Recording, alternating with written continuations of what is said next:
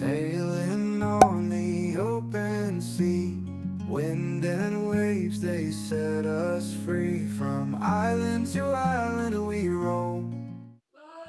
I'll be preparing the surface to apply a layer of heavy biaxial fiberglass cloth to the front seam. I cut the glass into strips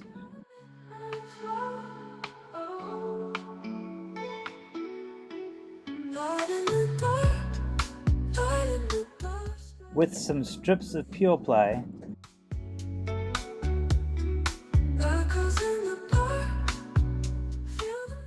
Then I'll grind the painted surface down to fiberglass where it'll be applied. Next, mix up some resin,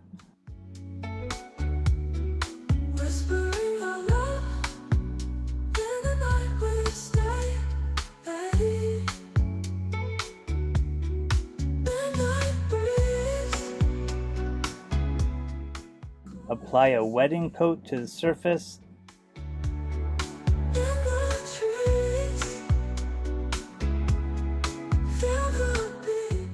then I apply the strips of glass.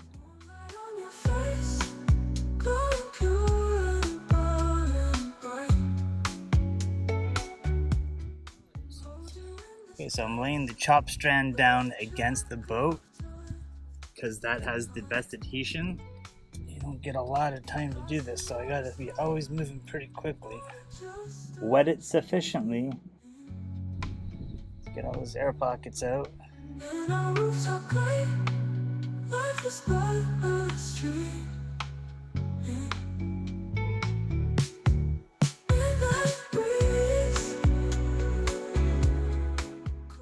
Then apply the peel ply and push out any bubbles.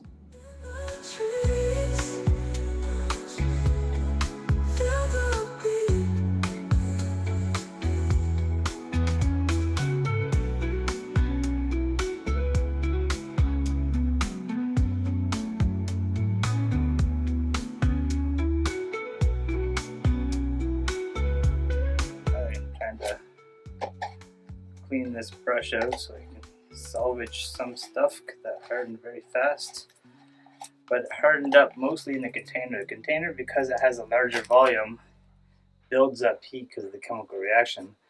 So the stuff actually painted on lasted a lot longer before getting hard. But the stuff that was left in the container unfortunately hardens very fast because of that buildup of heat that you get from the chemical reaction. So looks like I can reuse that, but I do not have a container unless I can get this out. Ooh, that is hot, hot, hot.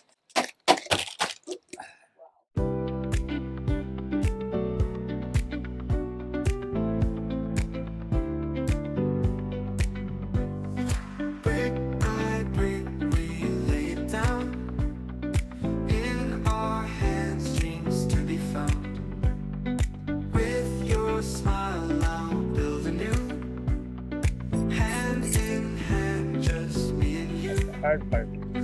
Blueprints drawn with love and care. Hands. We create in the air. Whispers sweet as we design. I'm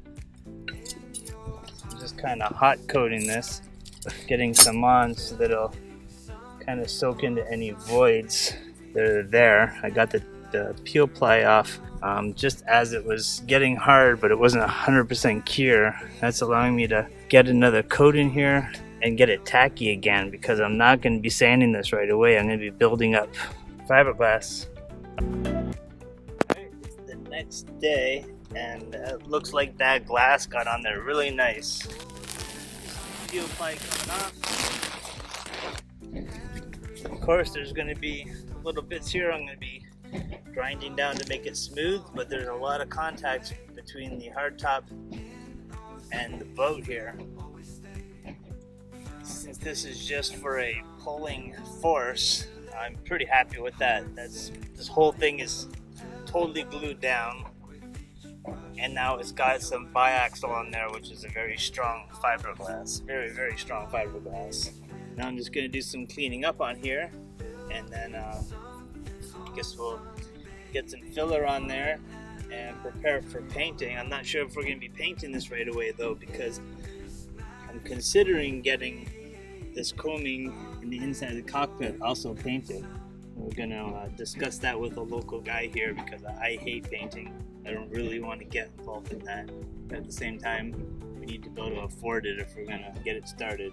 It's something we're going to give some thought to, but in the meantime I'm at least going to get this prepped, and I think I might mix up some white pigment and some resin, just so that there's some pigment over top of this fiberglass so that it's protected, because fiberglass doesn't like to be in direct sun, and this gets a lot of direct sun. Losing time, let's take it slow. Every moment starts to glow. Couches soft where we can lay. In our space we'll always stay. Foundation strong, it won't be late. Hearts entwined will elevate with each brush. To make it look okay for the time being and protect the fiberglass from harmful UV light, I mix up a batch of thickened resin with white pigment and a little bit of gel coat mixed in, and applied it with an old credit card.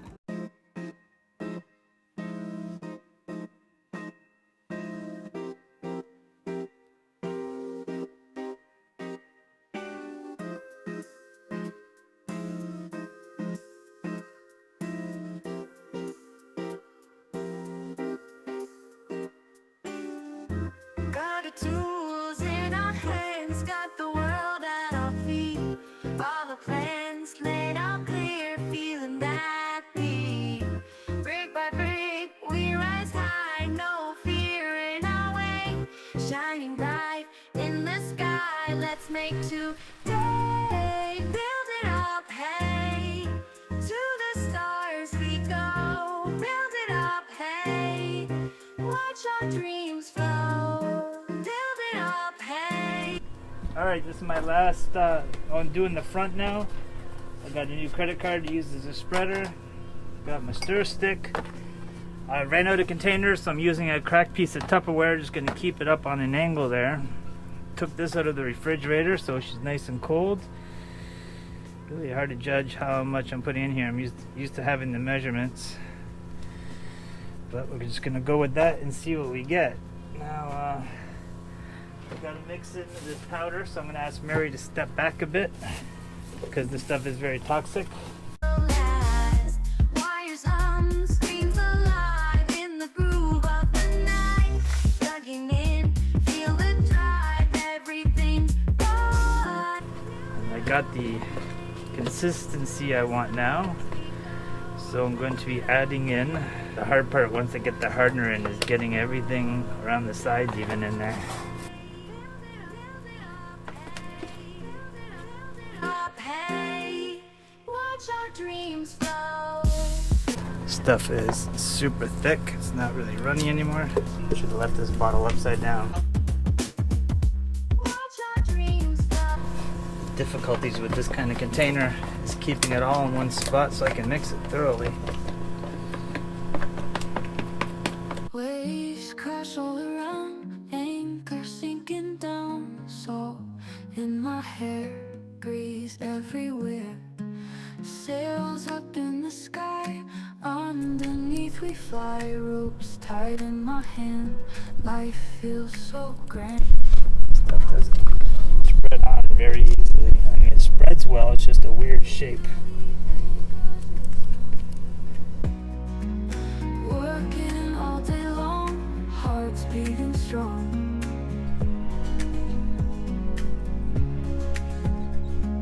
Night falls like a hush, moonlit oceans blush. Stars up in a row, decks waves below. Echoes of the sea calling out to me, lost in open blue. Dreams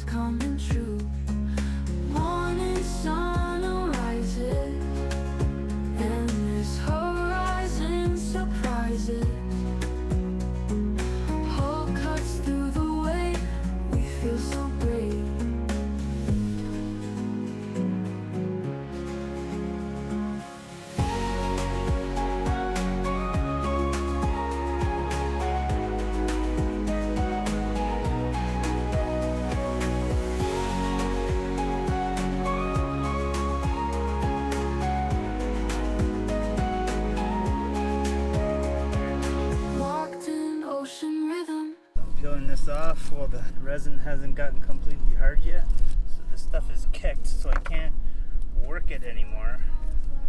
It's not hard yet, so that's why it's a good time to take the tape off here. That was the best tape the money can buy here.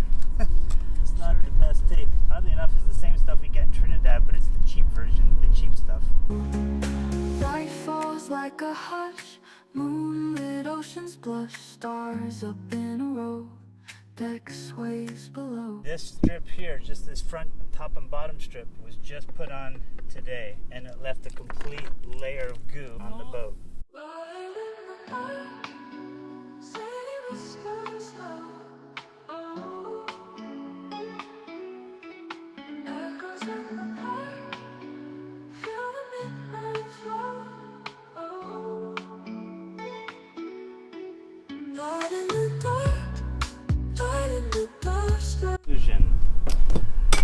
So it's not pretty, it's certainly not a finished product, but that's how it's going to have to sit for a while. I wanted to get that coat on there. It'll at least look a little better. You're not going to see a seam from 10 feet away. And that layer of gel coat, and with the coloring agent in there, blocking the sunlight's going to protect that layer of glass that I put down there, securing the two sides together. So in conclusion, I got what I wanted out of this quick project. Once we figure out what we're going to be doing about painting, then we'll make another video about that in the future. But this is how she's going to rest for a while. Excuse the Watermaker noise. Yes, we are making water in Luperon. Not a lot of people make water in Luperon, but there are people who do. Most people complain that they use up, it's too expensive changing their pre-filters for the Watermakers. But we did the math on that, and the math is definitely in favor of making your own water. We choose very carefully when we make our water. We started about 2 hours before high tide on, I don't remember the term for it, but the highest of high tides. Because we always have a medium high tide and a high tide.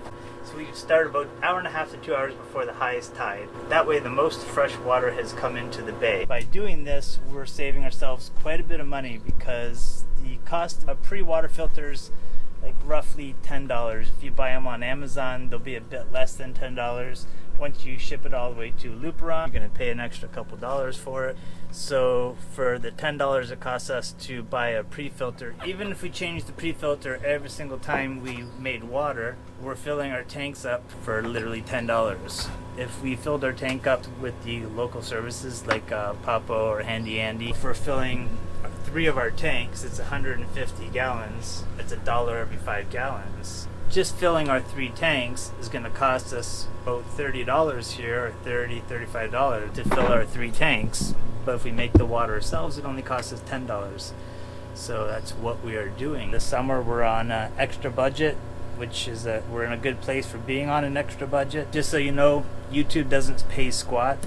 I can tell you right up front, after 3 years, we literally make nothing off of YouTube. In the 3 years, we've literally spent about 4 to 5 times more on our camera gear than what we've ever made from YouTube.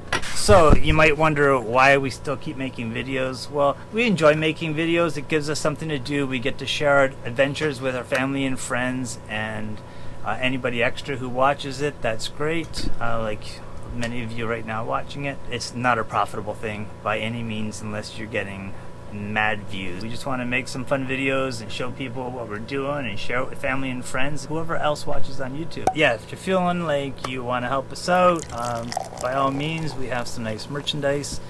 You can check it out on the link below. Shirts might be more than what you'll pay for a shirt at Giant Tiger, or in the States, Bell's or something like that, but yeah, this isn't going to support Giant Tiger. This would be going to support us and our channel. So that way you're helping us out, and then meanwhile you get a shirt out of the deal. You can help support our channel that way. If you don't want to do that, by all means, don't do it. There is super thanks. That's it for today. We've already spent more than our share on updating our camera gear once again. So we're pinching every penny we can this summer, and we're you're still going to enjoy yourselves. We're just going to be doing it on a budget. One thing you may have noticed, which makes our channel stand out from the others, is we don't do bikini clickbaits. This isn't a show about TNA. This is a show about sailing. We're not going to be trying to buy your clicks showing hot chicks in bikinis. This is a sailing channel. It's going to be sailing stuff. It's family friendly for the most part. Most of my friends and family that watch, they sit down with their Sunday morning coffee, and this is their routine. Every Sunday you have your morning coffee and you put on Hard Knot Life Sailing. You get to see a bit about what the sailing life is like. This isn't going to be like the Instagram lifestyle where everything is just perfect and glorious and polished and bikinis and cocktails. This is what sailing's about. Things break, you fix things, you make it to one place to another, you work out your budget and try to live within it.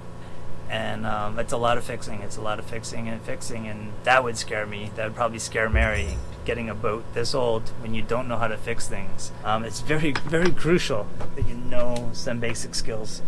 To me, it's very crucial. People could say, oh, I'm just going to buy a brand new boat. Well, sorry to put this to you, but brand new boats break too. Brand new boats break, and they're very expensive to fix. And they're not likely going to cover anything on warranty, and you're going to be in the middle of the ocean trying to diagnose a brand new diesel engine. So that's it for today. We've rambled on a little bit in the end here. Just wanted to explain a little bit above. Mary's getting really close to my face here with the camera, like this little muff that we had to buy to show the audience that this is what goes on the side of the camera, because our sound quality has been so bad.